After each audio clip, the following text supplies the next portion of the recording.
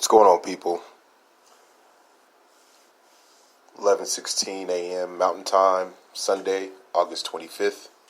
Hope everybody had a good week. As we continue down the journey,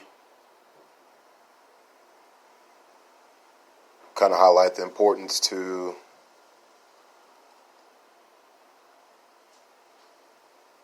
certain objects and objectives and niches, I guess, so to speak. So I'm going to use this time just to kind of focus in on the importance of the American coach. I kind of get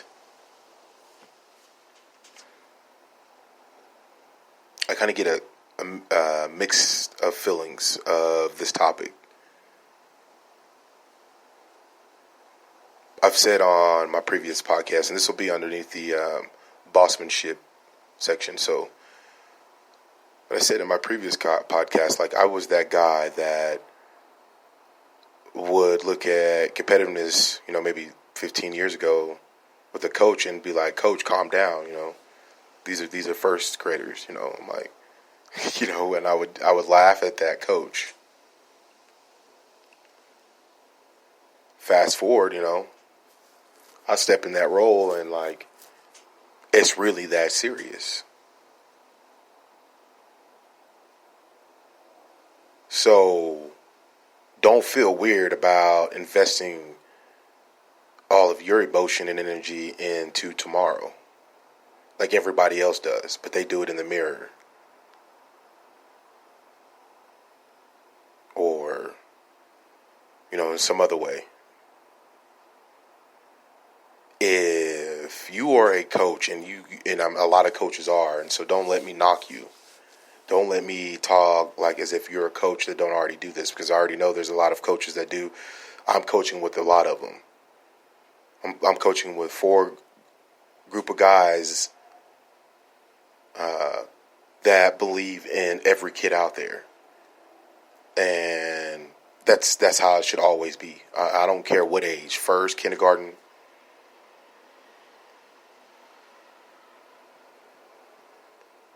And I think as long as we do not have that undivided and unilateral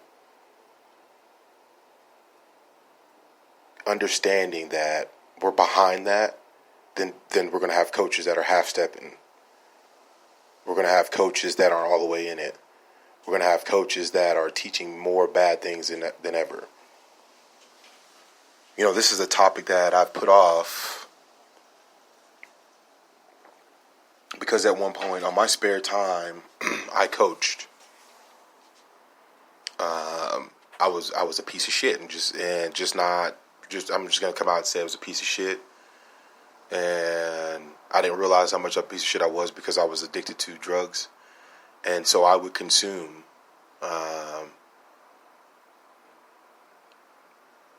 There was times to where I would,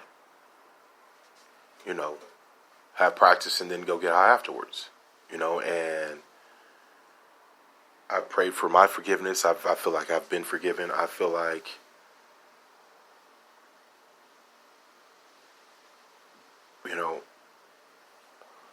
it's for a different topic, but what kind of man was I? A piece of shit, man, and I think that even while doing those things, I understood that it's important to allow the kids to dream. It's important to push them. It's important that we breed a better tomorrow. I think that you can ask a lot of my players, and they'll tell you that this man be tripping. I was involved and I pushed the kids that way. But as a sober mind and a sober heart, and more of a sober heart, I am fully behind motivating tomorrow. There's not enough people looking at coaching out of the lens of building tomorrow. And we need to do that. we need to understand that every day that we engage with these kids to improve on the field, that's what kind of men they're going to be when they're not in those uniforms. I propose, and we look at teaching them about sex education in the locker room or out on the field. I mean, if you really can't hustle and motivate, that's just shouts out to Nipsey. It's really what it is just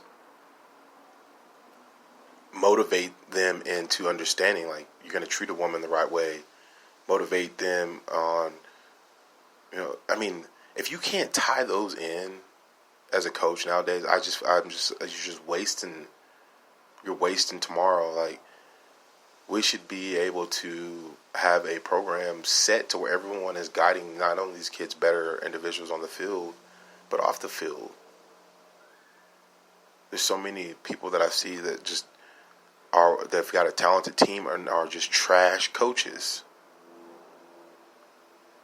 Ultimately, these kids that have a platform throughout junior high, high school, no matter what, they're going to be looked at as an athlete. You know how many people they're missing out on inspiring because we don't push them to do that?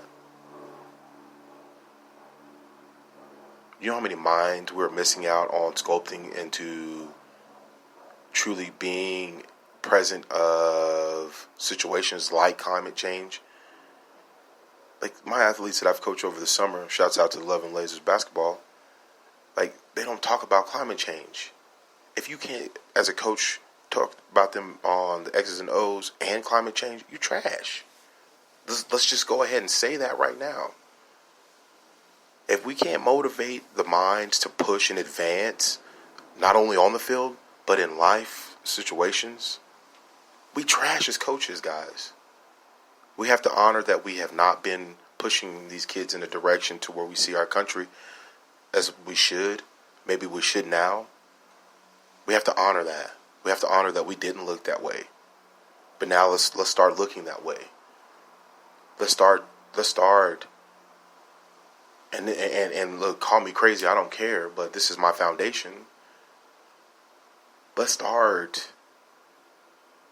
treating them like the level of respect and platform that we give them, and allow them to be universal ambassadors. Allow them to see and understand that if we truly love the game, then no matter what the game, no matter where we're at, the game is going to be played. Whatever changes need to be made, our love for the game will play the game wherever, here or on other planets. And that's the foundation that I believe we should never forget. That as humanity continues, and so should this game. And this is the kind of people that need to continue on this game. Boom.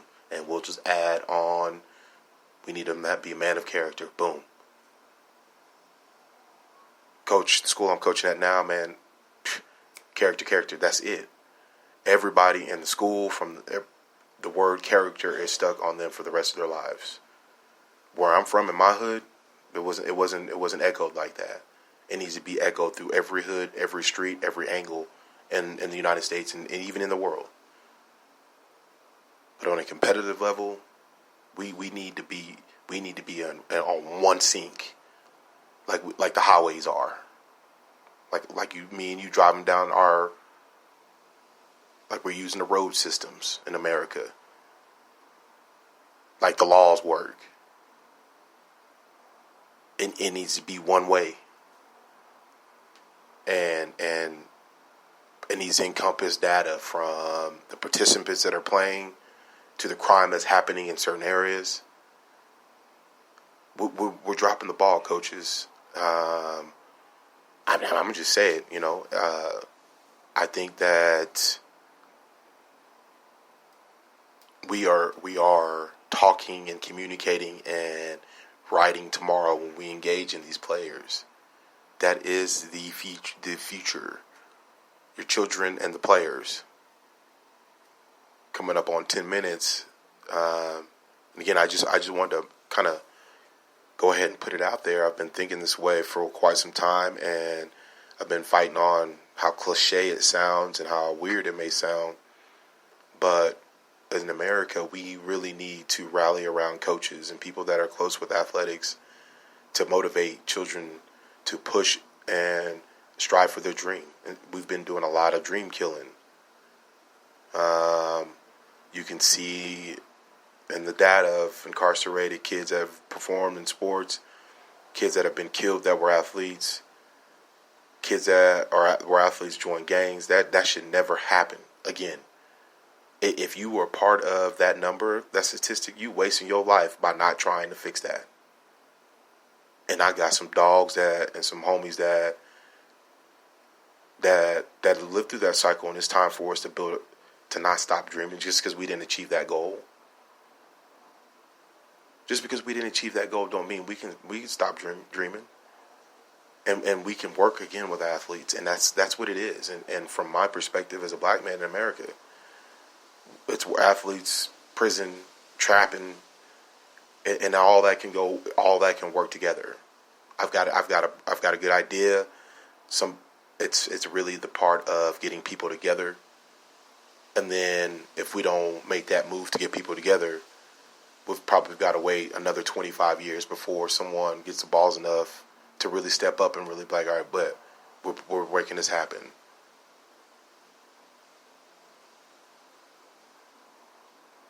I can't help but to sit back and scratch my head and just be like, at some of these coaches, especially over the summer that I've experienced, and even in the past, I just can't believe the way they communicate with the kids. And I've looked at some of the ways I've lost myself in coaching, and those are times to where I'm not proud of. I had a lot going on, and that doesn't matter even. It was a job that I accepted and I put myself into. So I've understood where I've lost myself on how to motivate and what to expect, or even to expect from a child while coaching.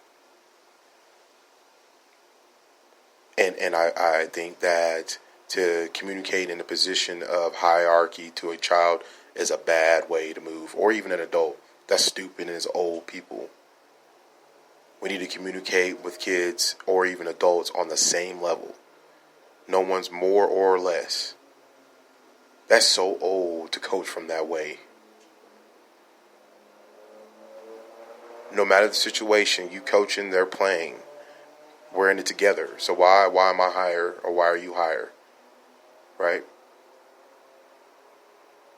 We really need to start talking about it.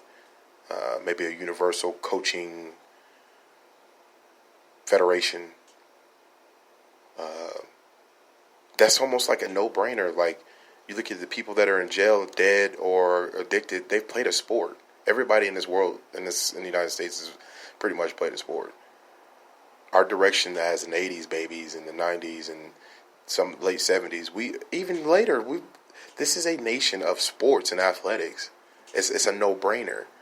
There's so many jobs that we're missing in inner cities that, can fill office-based jobs, train, you know what I mean?